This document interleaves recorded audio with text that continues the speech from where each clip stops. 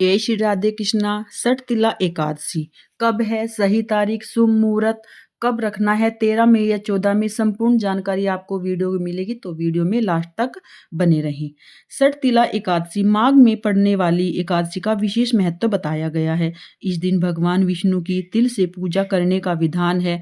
व्रत रखने वालों को पाप से मुक्ति मिलती है और जीवन में सुख समृद्धि आती है। आइए जानते हैं सठतिला एकादशी व्रत कब रखा जाएगा। माघ मास में आने वाली सठतिला एकादशी को ही सठतिला एकादशी कहते हैं। सठतिला एकादशी पर भगवान विष्णु की पूजा अर्चना करने के साथ माँ लक्ष्मी की पूजा करने का भी विधान है और इससे हमारे घर में सुख समृद्धि मिलती है। जो व्यक्ति सठतिला एकादशी का व्रत रखता है उसके जीवन में सुख और पुण्य की प्राप्ति होती है।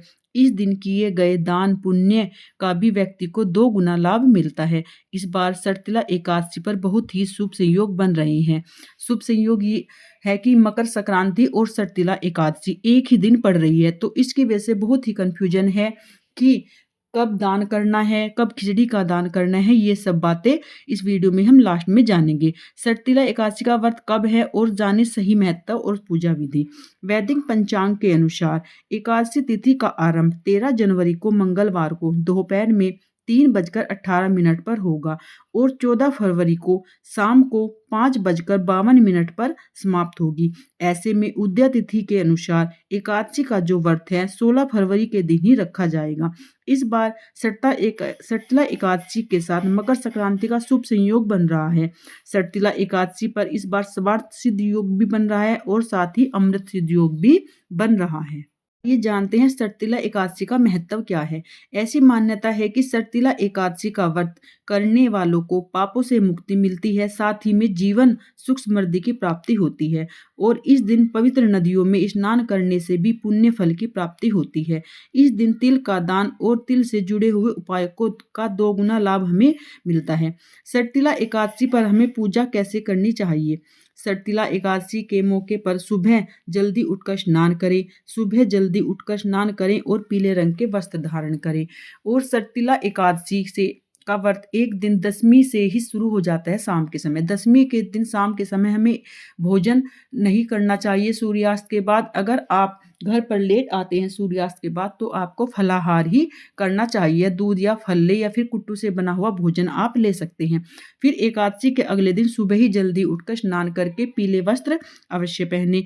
फिर इसके बाद पीले रंग का वस्त्र चौकी पर बिछाए और विष्णु भगवान और माता विष्णु लक्ष्मी की प्रतिमा स्थापित करें। इसके बाद एकादशी व्रत का पाठ करें और विष्णु सहस्त्र नाम का पाठ भी हमें इस दिन अवश्य करना चाहिए। और आपके घर में अगर भगवान विष्णु के शाली विग्रह हैं, जैसे युगल सरकार की जोड़ी है या श्री लक्ष्मी नारायण भगवान की मतलब स्थापित आपने प्रतिमा है, या फिर आप लड्डू गोपाल की सेवा करते हैं, तो उनको पंचामृत से स्नान कराकर पीले वस्त्र जरूर अर्पण करने चाहिए। सठतिला एकादशी पर तिल के 6 प्रकार से उपयोग हमें बताया गया है। अगर हम सठतिला एकादशी पर 6 प्रकार से तिल का उपयोग नहीं करते हैं तो हमारा व्रत मान्य नहीं होता है, हमें व्रत का पूरा पुण्य फल नहीं मिलता है। आइए जानते हैं कैसे। धर्म ग्रंथों में सठतिला एकादशी पर तिल के 6 उपयोग बताए गए हैं, जिसका पालन करने से व्रत पूर्ण फलदायी होता है। नंबर 1, तिल मिश्रित जल में स्नान करने से, काले तिल मिलाकर स्नान करने से शारीरिक और मानसिक शुद्धि होती है।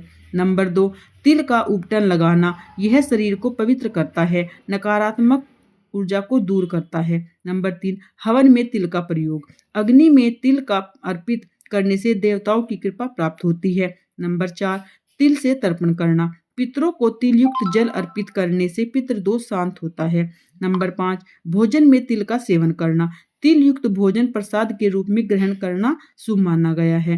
नंबर 6, तिल का दान, अपने सामर्थ्य के अनुसार तिल का दान इस दिन अवश्य करना चाहिए, इससे व्रत से प्रमुख अंग माना गया है।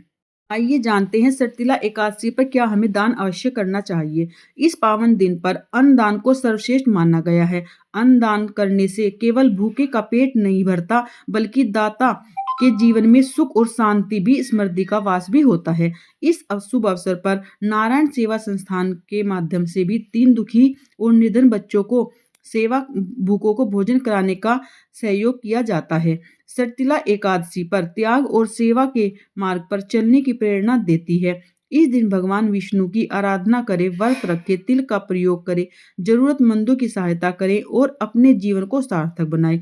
यह पर्व केवल भौतिक सुख संपदा ही नहीं बल्कि आध्यात्मिक और उन्नति मोक्ष का मार्ग भी हमें प्रदान करता है। अब जानते हैं कि सटतिला एकादशी पर मकर संक्रांति का योग भी इस बार बन रहा है। यह संयोग काफी समय बाद हमें मिला है, लेकिन अब बात यह आती है कि हम जो एकादशी पर है, हमें अन्न का दान करना, अन्न का सेवन करना बिल्कुल निषेध माना गया है। चावल का सेवन हम बिल्कुल भी नहीं करते हैं और मकर संक्रांति पर खिचड़ी का ही दान किया जाता है। तो सटतिला एकादशी पर इस बार आप चावल का दान नहीं करेंगे मकर संक्रांति वाले दिन। चावल का दान आप अगले दिन 15 जनवरी को सुबह के समय करेंगे। सटतिला एकादशी पर प्रमुख मतलब जो मकर संक्रांति पर दान है वह गुड़ का, तिल का और गच्चक का, कपड़ों का और भी दान है, वस्त्र दान माने गए हैं। उस दिन आप अन्न का दान नहीं करेंगे। आप उस दिन शाम के समय मकर संक्रांति वाले दिन 14 फरवरी को आप कपड़े, वस्त्र और मतलब चप्पल, गच्चक, मूंगफली, रेवड़ी, तिल, गुड़ कुछ भी दान कर सकते हैं, मगर आप उस दिन चावल का दान नहीं करेंगे। खिचड़ी का दान आप उस दिन 15 फरवरी को सुबह को करेंगे, क्योंकि 15 फरवरी को भी मकर संक्रांति का दान किया जाता है। 14 और 15 फरवरी दोनों को मकर संक्रांति का दान किया जाता है, लेकिन 14 फरवरी को ही मकर संक्रांति का दान किया जाता है, जिस दिन मकर संक्रांति होती है। लेकिन इस दिन सटतिला एकादशी पड़ने की वजह से हम चावल यानी खिचड़ी का दान उस दिन नहीं करेंगे। खिचड़ी का दान हम 15 फरवरी को सुबह के समय करेंगे। और द्वादशी पर तो चावल का दान करना इतना शुभ माना जाता है, कहते हैं जितना हमें पाप से हम एकादशी वाले दिन बचते हैं अन्न से मतलब चावल सेवन करने से, द्वादशी पर हमें चावल अवश्य सेवन करना चाहिए, उसका हमें कई गुना फल मिलता है। तो इसलिए आप एकादशी पर चावल का दान न करें, खिचड़ी का दान न करें।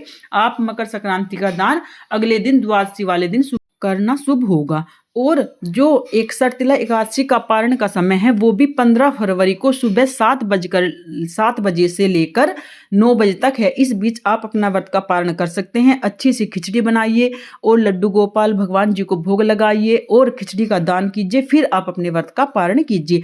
आपको जानकारी अच्छी लगी है, थोड़ी सी भी अच्छी लगी हो, आपके योग्य हो, तो आप प्लीज चैनल को लाइक करें, शेयर करें, सब्सक्राइब करें। कमेंट में जय श्री कृष्ण राधे अवश्य लिखें।